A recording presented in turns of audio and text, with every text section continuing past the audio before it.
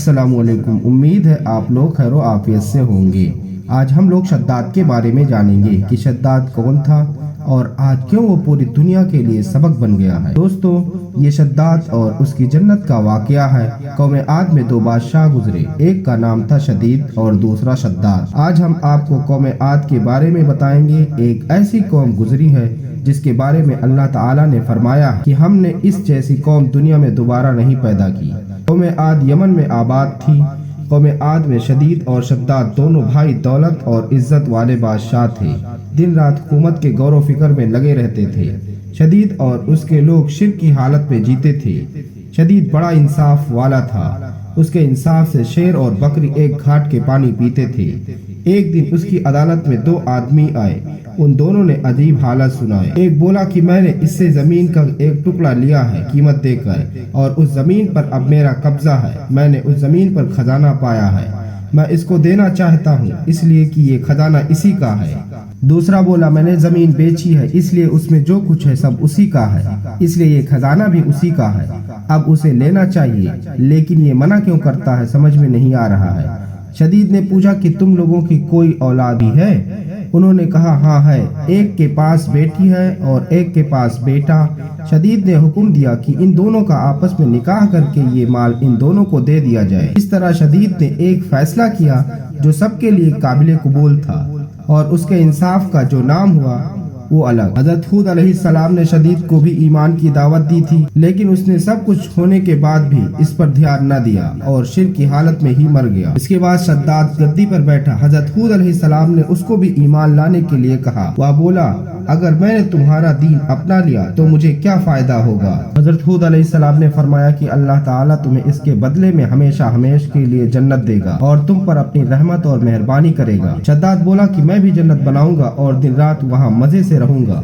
फिर शद्दाद ने जन्नत बनाने का मजबूत इरादा कर लिया। उसने मुल्क के कोने कोने से आलिमों के पास पैगाम भेजा। उसके हुक्म के मुताबिक सोना चांदी हीरे जवाहरात भेजे और हुक्म दिया कि जितने मुश्क अंबर और मवारिद उसके हाथ आए वो सब जमा करके उसके पास लाया जाए। हर तरह का सामान जमा करने के बाद उसने एक खूबसूरत और मनमोहक जगह की तलाश शुरू की और उसे वो जगह भी मिल गई। वो ऐसी जगह भी जहाँ की हवा भी जन्नत की हवा की तरह खुशबूदार थी।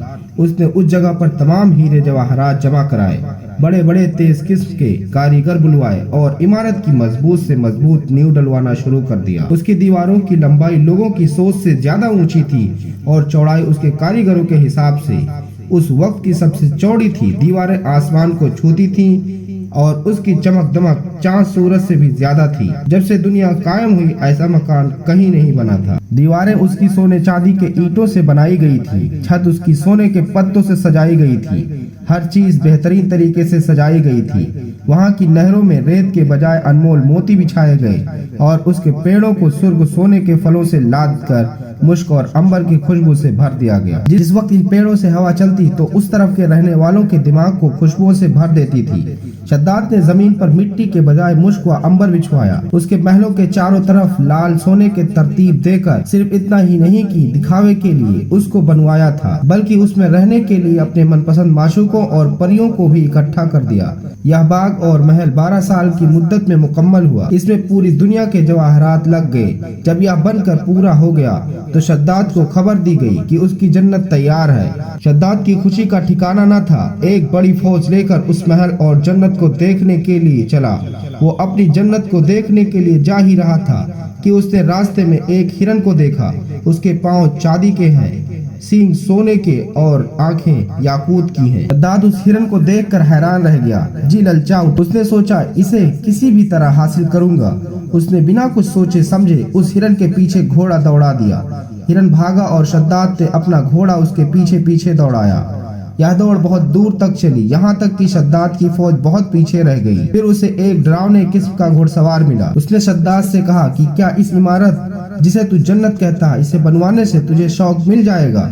शद्दाद उस घुड़सवार की ये अल्फाज सुनकर कांप गया। पूछा, तुम कौन हो?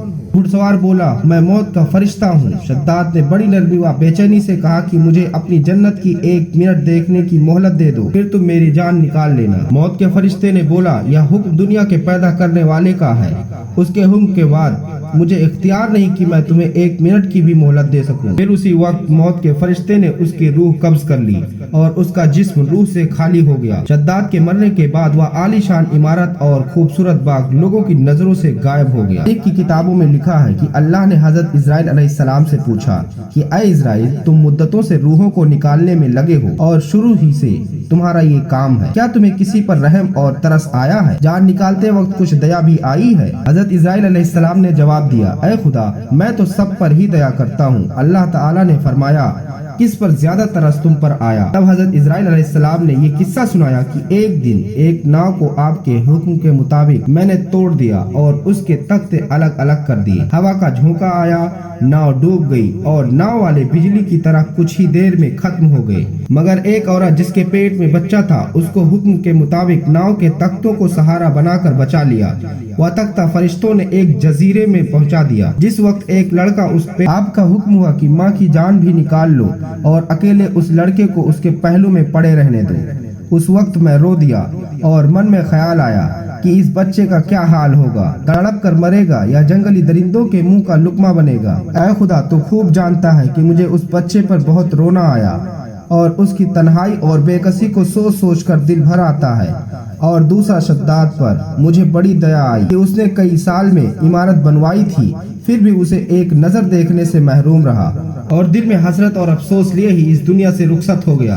अल्लाह ताला ने फरमाया, ऐ इस्राइल, ये शद्दाद वही लड़का है जिस पर तुमने पहले भी तरस खाया था और मैंने उसकी माँ के मरने के बाद सूरज और हवा को यूं हुक्म फरमाया था कि तुम अपनी गर्मी और सर्दी से इसे मत सताओ, और हवा को हुक्म दिया कि फलों के पत्ते उड़ाकर इसके लिए फर्श बनाओ, फिर उसके दोनों अंगूठों से दूध और शहद की नहर बनाई। इतनी मेहरबानियों के साथ उसकी जान बचाई, उसे दौलत दिया, बादशाह बनाया, दुनिया की सारी नेमतें उसे दी।